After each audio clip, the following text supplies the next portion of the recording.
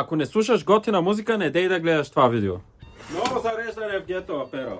Пак качихме над 100 находки. Как го правим всяка седмица, не знам. Така, пак качихме малко музикални тениски, защото виждаме, че са кефите. Пак ще ги покоментирам и на хлеба малко. Започваме с този 50 Cent. Да се филмираш, че Стоян Колев бъса Тошо Куката. Това трябва да се случи. Чувал си за Алиса в страната на чудесата, ама чувал ли за Алиса в Окови? Пишете долу в коментарите коя Алиса искате от двете. Малко за панкарите. Тениска на Idol, която поради някаква причина изглежда като нещо, което човек, който слуша МБТ ще носи. Габагу. Овахие. Сопранос тениска, автентичен мърч от 2000-та година. Това ми е любимата находка от зареждането. Ако не я купите до 24 часа, си я взимам за мене.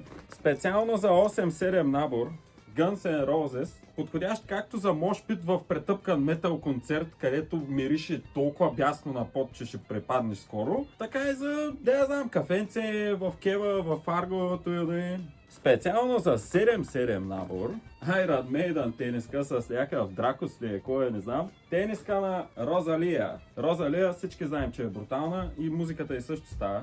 Не знам какво общо има между Металика и някакъв демон, който кара някакъв бус. Завършваме с Beatles, Abbey Road, значи няма нищо по-досадно на света от някакъв маняк, дето ти обяснява колко са легендарни Beatles. Прав си като цяло, ама млъкни. Толкова от мене за днеска. Докато се хвана да запиша това видео, половината находки вече май са поръчани от тия, но има още 90 качени нови в сайта, така че заповядайте, разгледайте и изберете вашата нова находка. Ако този клип събере 634 лайка, следващия ще съм съсета на Рохле облечен.